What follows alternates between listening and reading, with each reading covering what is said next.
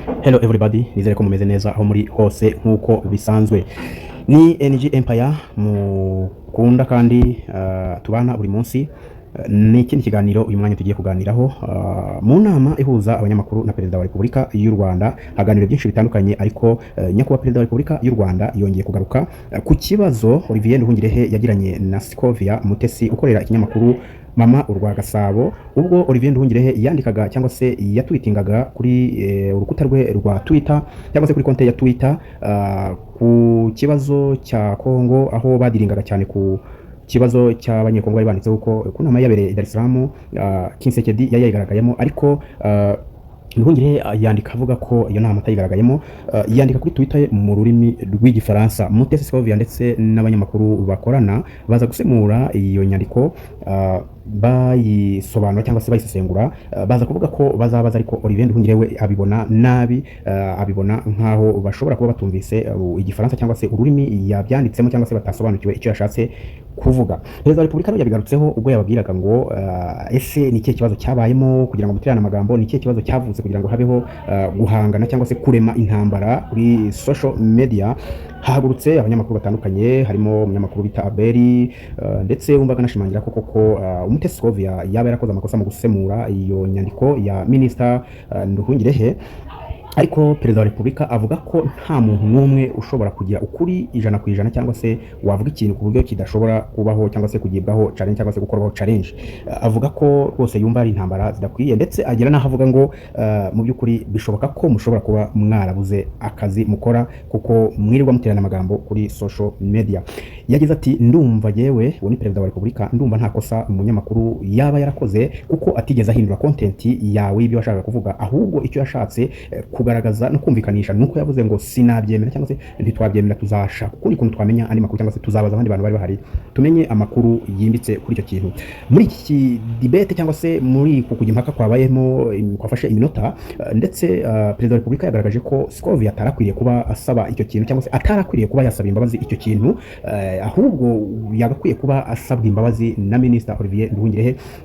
Ndetse avuga ko kuri we nka Perezida wa Repubulika kuba yarasabye imbabazi ubwabyo ari byo numva bimutesha agaciro mu murimo we. Nubwo Scovia yavugaga ati giye kuba narasabye imbabazi nuko ndi woman business, ntashakaga ko business yanjye yangirika cyangwa se ikaba yasubira inyuma mu buryo bumwe bw'uko ntazi yenda cyangwa se ntasemuye inyandiko ya Minister neza cyangwa se ntumvise igifaransa neza, biba ngombwa ko nsaba imbabazi.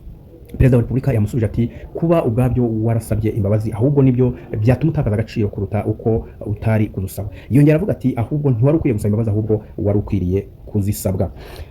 Nguko rero uko bimeze, nguko uko yari bihagaze. Reka mbumvisheho gatoya uko byatangiye, hanyuma dukomeze tubisesengura twibaza ese koko Mutesi Scovia yakoze ikosa cyangwa Olivier Nduhungirehe niwe nka Minister niwe wihuse, kuko nka Minister ntabwo yari guterana amagambo n'umunyamakuru. Reka tumve uko byatangiye.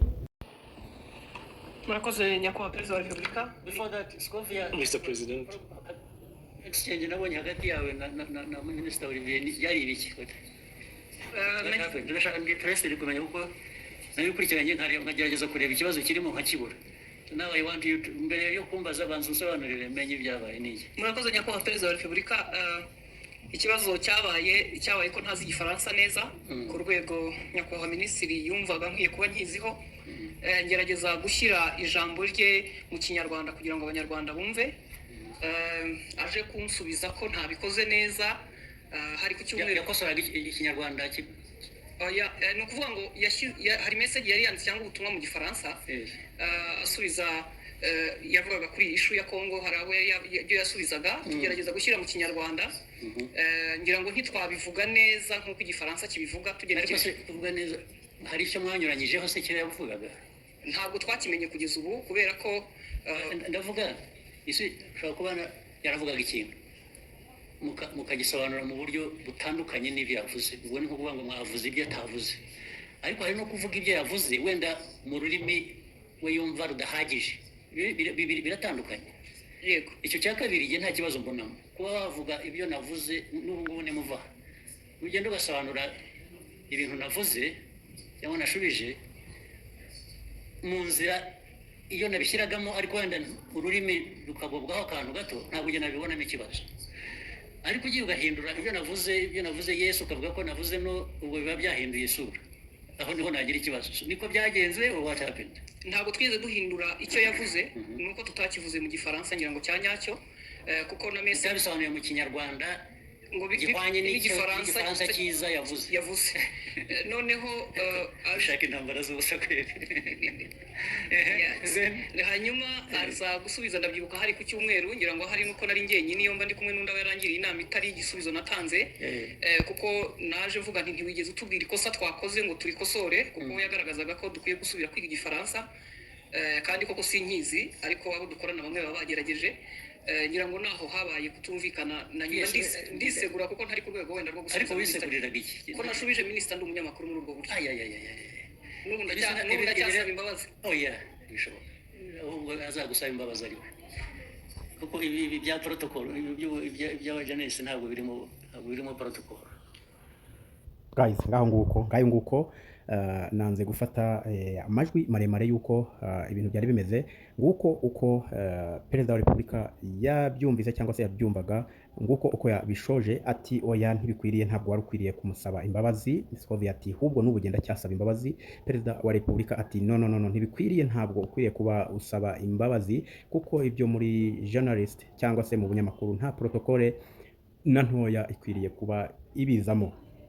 Ati ikibazo suko igifaransa cyasobanuwe nabi, ati ikibazo suko si ibyo mwasobanuye, ati ikibazo cyari gikwiriye kuba yuko ahubwo mwaba mwarahinduye content ye mukayisobanura yenda uko itari, cyangwa se mugasobanura bitari byo, ariko uko byumvikana ntabwo mwigeze mujya kure ya content ya Olivier Nduhungire, Minister w'ububanyi n'amahanga.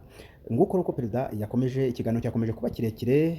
Oswald hari icyo yagisobanuyeho, ariko nyakubahwa perezida wa repubulika akomeza kubereka ko nta kosa na ritoya umunyamakuru Mutesi Scovia ndetse nabo bakorana nta kosa bigeze bakora kuri icyo kintu, kuko batigeze batandukira ngo bajye kure cyangwa se bahindure content ya Olivier Minister Nduhungire.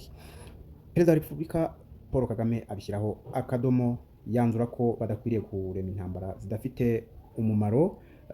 Ati nta n'umwe nk'uko natangiye mbibabwira wavuga ikintu ngo kibe ihame, ahubwo perezida wa repubulika yagaragaje ko cyangwa se yumvikanishije ko umunyabwenge atagomba kugendera ku cyo umuntu yavuze, ahubwo agomba gushaka amakuru yimbitse kuri icyo kintu umuntu yavuze, kugira ngo agire factor zuzuye cyangwa se za nyazo mu makuru agiye gutangaza. Ngaho nguko uko bimeze, amakuru nakagaruka. Mukore subscribe, share na comment, dukomeze twibanire kuri NG Empire. Thank you.